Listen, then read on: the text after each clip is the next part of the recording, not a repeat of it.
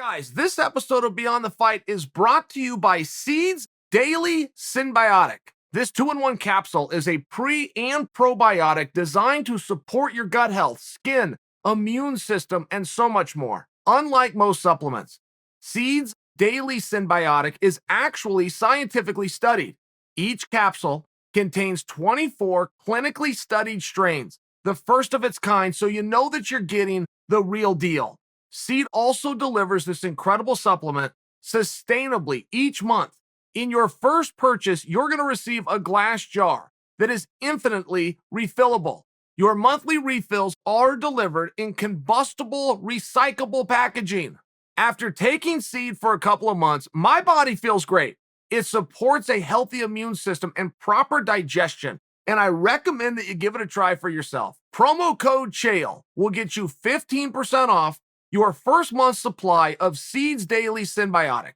Just click on the link in the description box and remember to use the code Chael at checkout. All right, guys, this is new me. Arguably, maybe. I don't know. So I never wear glasses in front of you guys. I don't know why, but they embarrass me. And they don't embarrass me because I have some problem with the fact that my vision could use a little help. It embarrasses me because I don't like the frames. And they're thick and they're what's called readers. I went in, I had an eye exam done. And the doctor put the different lenses, and that's how they decide what your prescription is going to be. They did nothing. She said, okay, is this better or is this better? No change. Well, is this better or is this better? No change. So we go through the whole exam. I paid the $143. She says, look, run down to something called Walmart. They got a little section, whole row of glasses, and start trying different ones on. You're going to need something called readers. So I bring that to you because getting readers and any type of fashionable accessory, I've never been able to do. And I got these. These are blue blocks, and I will share this with you, which is, it's a question. I'm asking you a question here, and I would like some response. Is this an acceptable look? Right? I mean, you go around wearing what yellow glasses, you become yellow glasses guy. That's a whole nother kind of guy. Do you want to be reader's guy that sneaks his glasses like I've been doing for years? Or do you become yellow glasses guy full-time? My life would be a lot better if I could become full-time guy. But if I look silly, I kind of need you to tell me. You see me at the bank, you see me at the ATM, I'm wearing these, right? It has nothing to do with if I'm on a screen or if there's sunlight and I'm out in the weather. I'm asking, is this acceptable? Would this be an acceptable Chael? I got to tell you, this actually rolls me into another thought. But in the days of the Westerns, which I largely grew up on, my father was always watching the John Wayne always watching some kind of a Western. The guy from out of town wearing the white shirt knows the most. It was true in every single Western. Whenever the star rode into the new town, he's fresh. He's new. People don't know him. He's mysterious. He looks the part. He's got this beautiful white shirt on. But it's a true phenomenon. And as we sit and watch this train wreck that is the Jon Jones, Francis Ngannou, because Francis is very much part of this, even though he's getting a pass, and Derek Lewis, who is no part of it and is the only one willing to go do the hard work until Stipe comes back.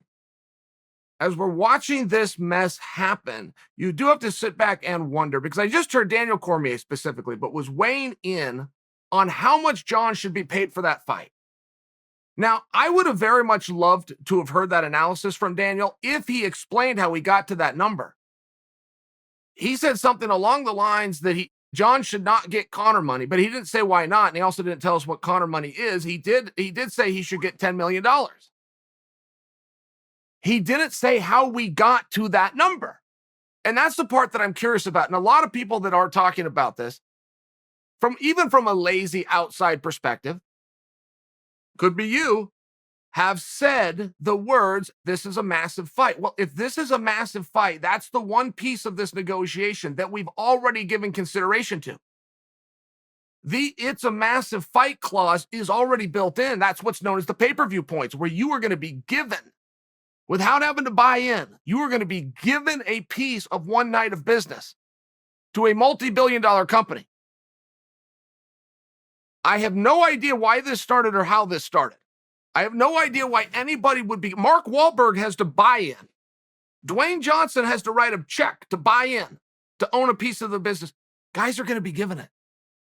It is incredibly generous, but make no mistake, the massive fight part is already given consideration. So now we're talking about the other end, the show part. And when a guy starts demanding a very big show, it would lead you to think he doesn't believe it's going to be a massive back end. There's similar things you have to listen to in a negotiation when a guy comes in and it's all moonlight and canoes, but he needs a signing bonus today. He's telling you something. There's something, and you need to listen, and you need to watch and try to figure out what this is for. And the way these contracts work, they aren't a one-off. Could you imagine? Could you imagine every time you wanted to put on a fight, you have to have a meeting, you have to have a fly-in, you have to have a sit-down, you have to talk to both parties? I mean, this is insane. Canelo Alvarez, by example, has an upcoming fight scheduled that may not happen because of a dispute between the two camps over the size of the ring. There are things that happen in boxing that are so silly and ridiculous for us. Not an insult to boxing. They get to do that however they want. But you also see as boxing fans that you don't get fed very often.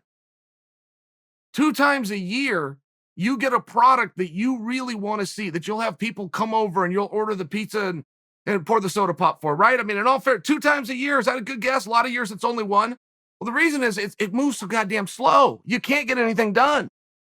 And I only bring you that example because I assure you I have a point in it, is this. The one time you got to sit down with the guy, you need to buy yourself some time. This is good for 5 fights. Don't come see me again. This is good for 3 years. Do not come see me again. Because you will stop this industry from moving forward if we have to meet about meeting and talk about talking every time there is to do a show. Stay with me, because the point here is you've got to get it right this one time.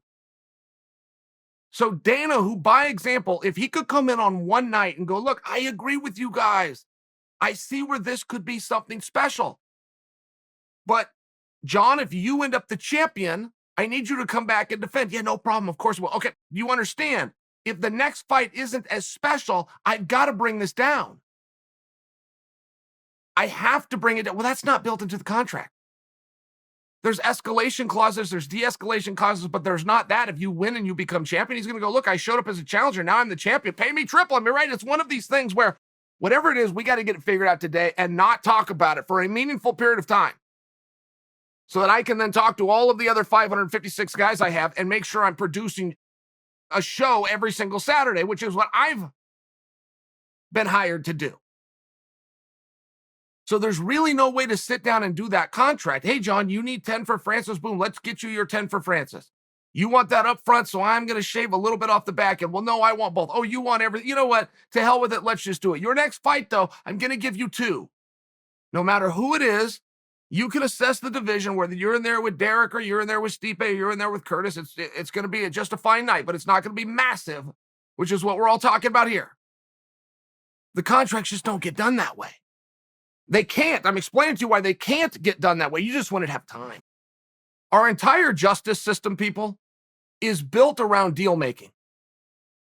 Because there's so many people that have got to come through those courts and through those rooms. It would come to an absolute standstill if all of them took an 8-day, 12-person jury trial. It's based around deal making.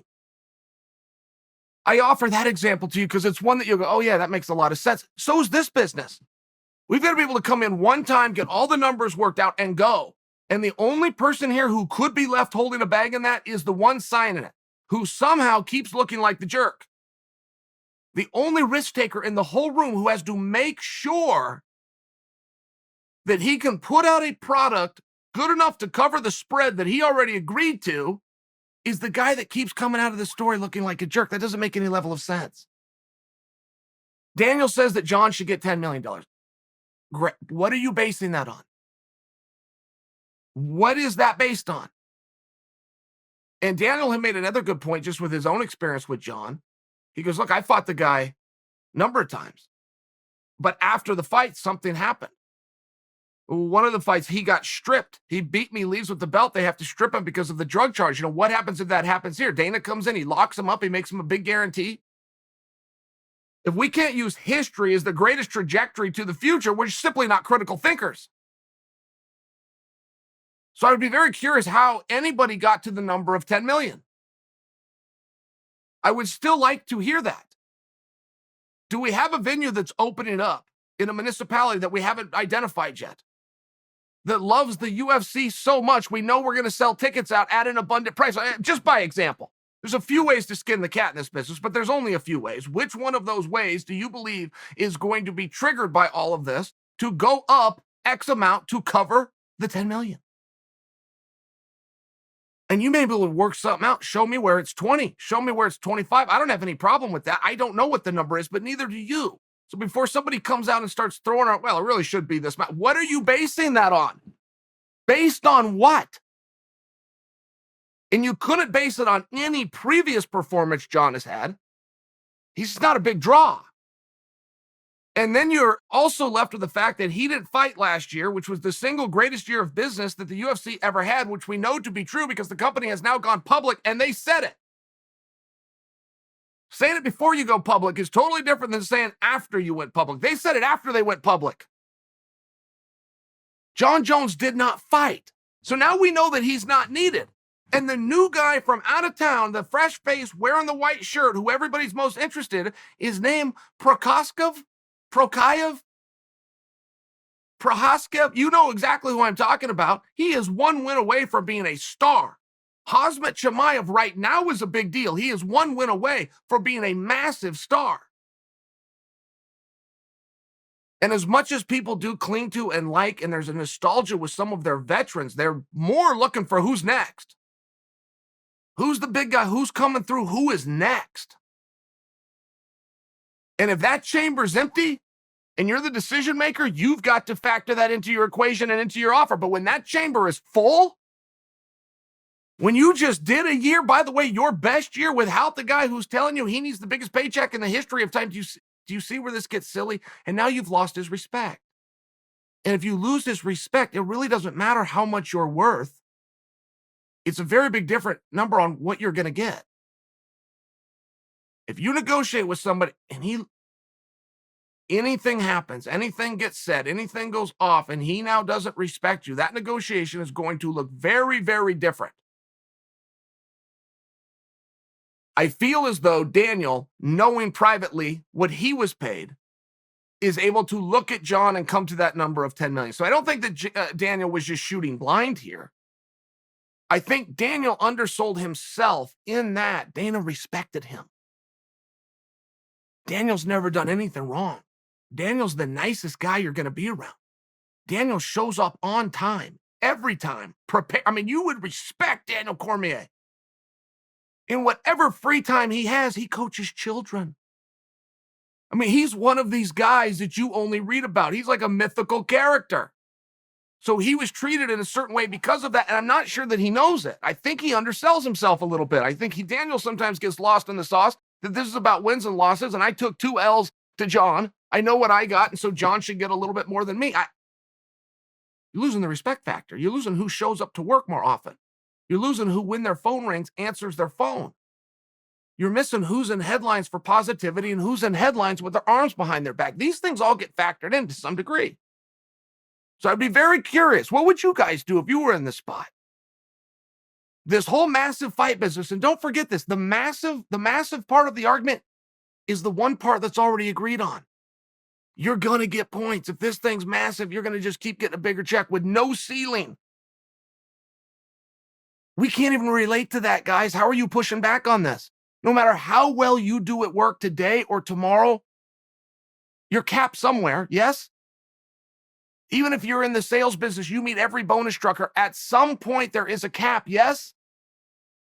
In the pay-per-view structure, there is absolutely no cap. Your back-end money will be directly reflected to how massive the fight. So that's the part that we agree on.